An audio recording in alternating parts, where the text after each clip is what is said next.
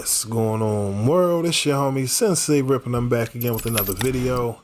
Today we got Russell Simmons reacting to Dave Chappelle's monologue on SNL last night. So y'all know how we do, man. Let's check out this clip and hear what Russell has to say.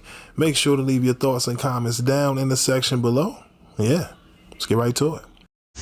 Let me share what's in my meditation on this, and you talk after.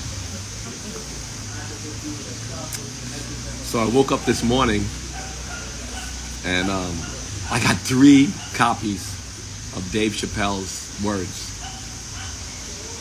sent to me.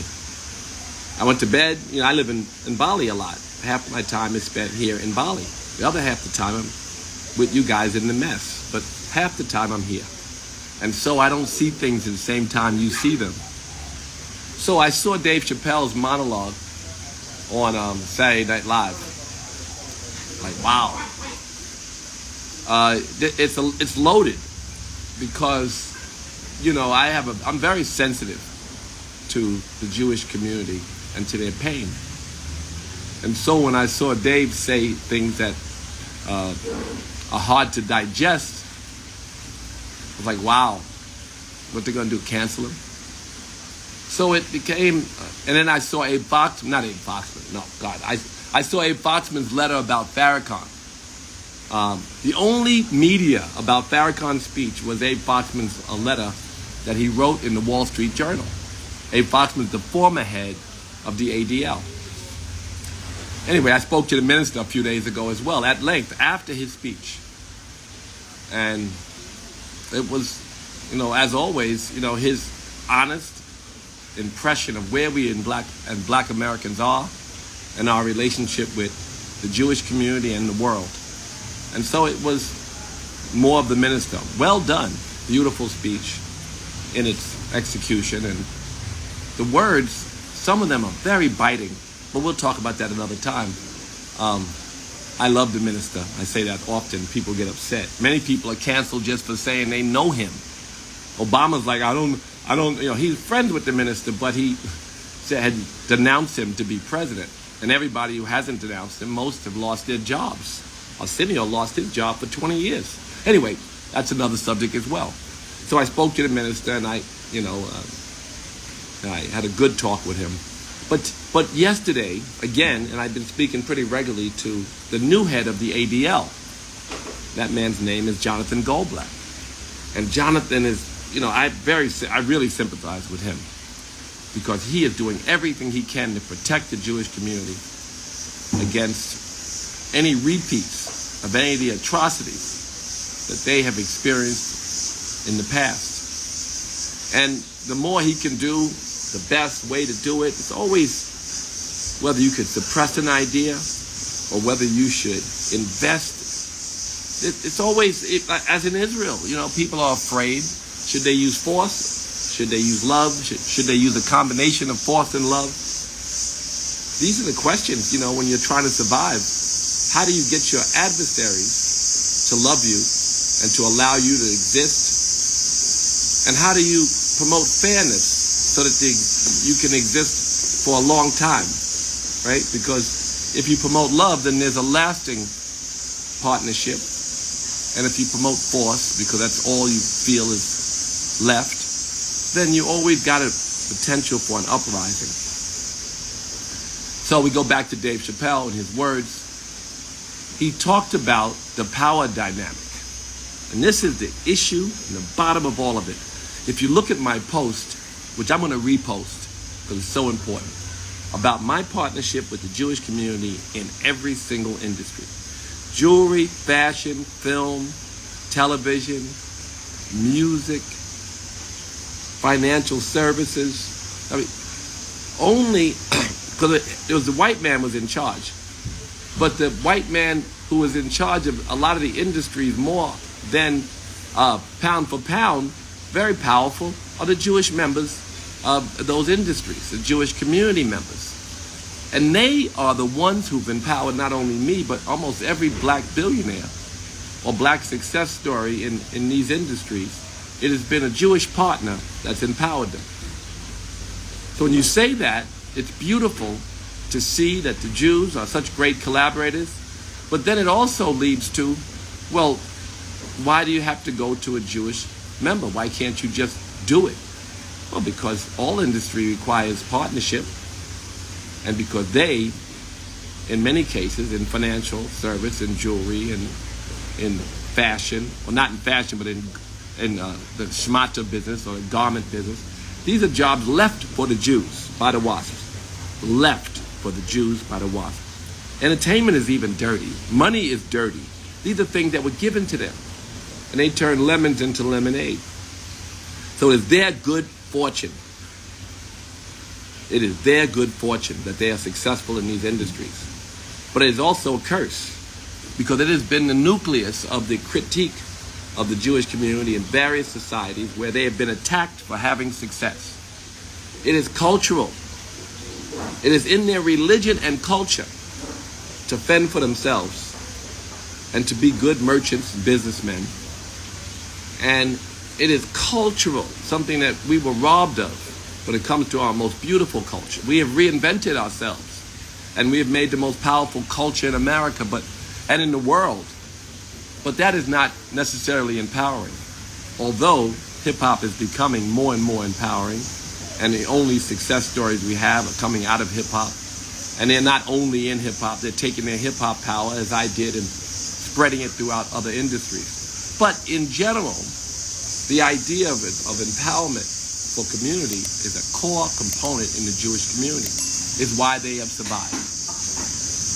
So the question is, how then do we protect ourselves, if we are Jewish, against the rising discussion of the power dynamic? What do we do? Like, if we mention power and Jew, we're in trouble. Because they are definitely in trouble, or have been in trouble, every time anybody would ever mention power and Jew, success and Jew. Every time you mention it, they're threatened because they have had the experience. You can't tell them that it's good for people to talk about the success of the Jews. So this is a real question. And I talked to Abe Foxman. Abe Foxman and I didn't get along on a lot. He's the one who wrote the letter about the minister. He's the former head of the ADL. But the new ADL, Jonathan, is very interested in creating a discussion and promotion and empowerment vehicle in a Black Jewish foundation, which I've mentioned and talked about. He really understands why pound for pound this successful community against pound for pound this not so successful community have so much in common and such a common enemy, and so much they can do good together. And it should not just be talk. It should be business. It should be, how do we empower the Black community? They have numbers, we have some power. When you put the numbers and the power together, we can protect ourselves against the common threat of white supremacy. Because it's not that the Blacks are mentioning the power dynamic and that the white supremacists aren't watching, and to their delight, it's a reason to put a sword in the hearts of the Jewish community. And white supremacists are benefiting watching us fight. So the discussion of the power dynamic and the use of it as a collaborative tool is what we must discuss today.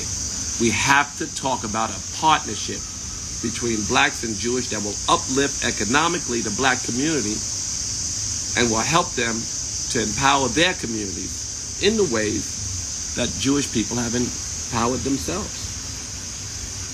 It's nothing wrong with a discussion that kind of mirrors reparations.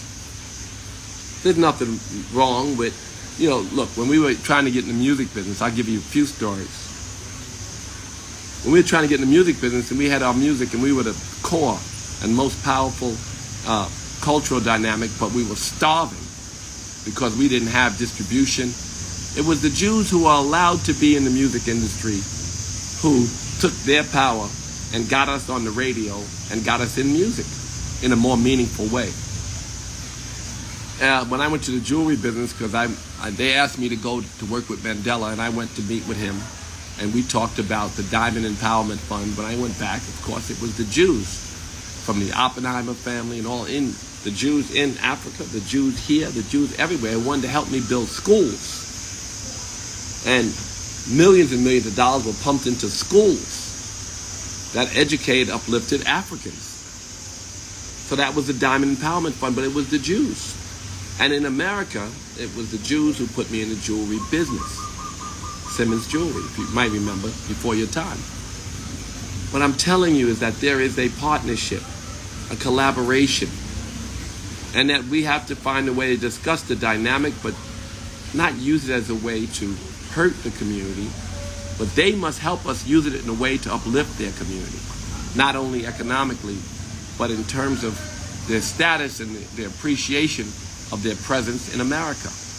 Because the hate is rising, 5 times the number of hate crimes against them, and they're such a small community, they feel threatened. So can we make profit out of pain? Thank you, to profit out of pain. That's what I'm going to call this, profit out of pain. There is pain. Can we empower economically our brothers? And can we use our numbers to protect and empower our brothers and build the bridges that will lift us all up and protect us from the threat of white supremacy? This is my discussion today that was on my heart, and especially after watching Dave Chappelle, because there's no canceling him on this. And we can't just suppress the idea that we're doing well as Jewish members of the American community. We must partner with our brothers and sisters in a Black Jewish Foundation coalition. And it has to make money.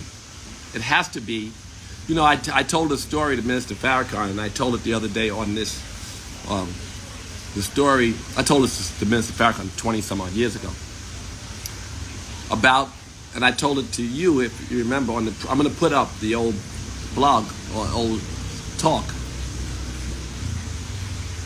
The Syrian Jewish guy comes to me and said, let's buy this building.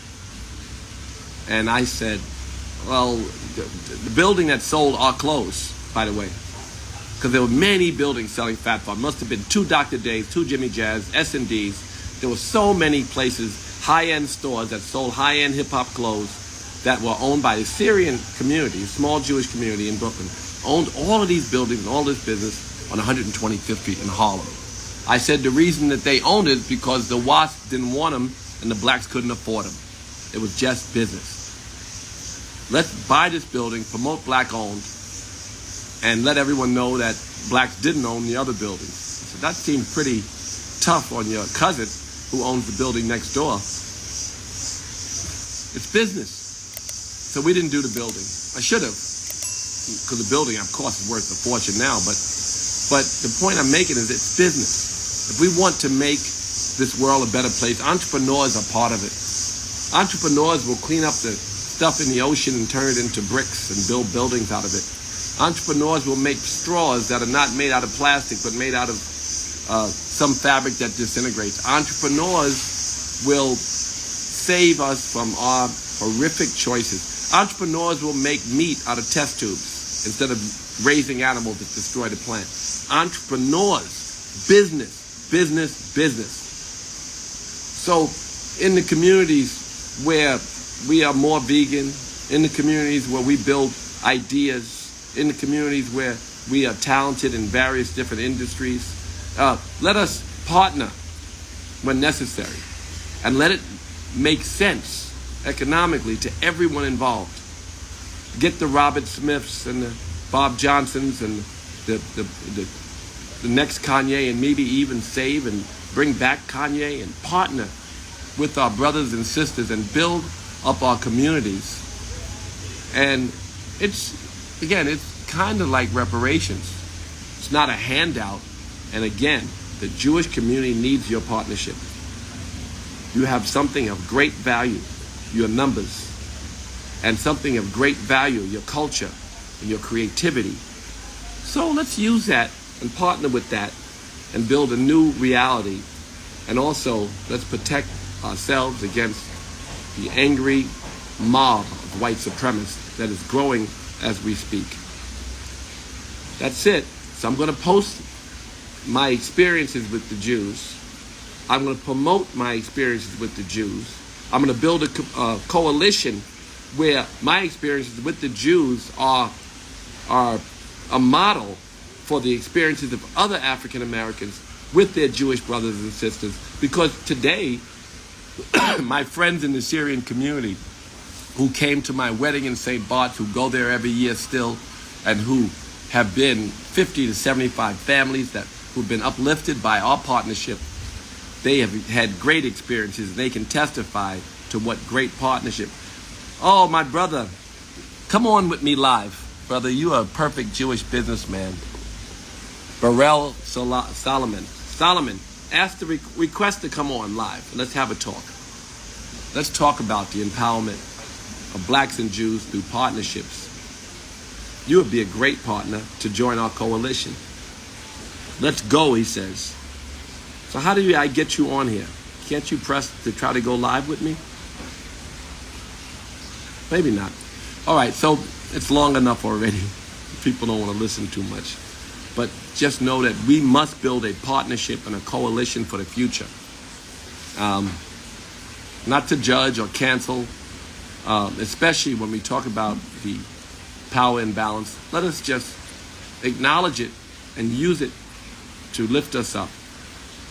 Thank you. Namaste, yogis.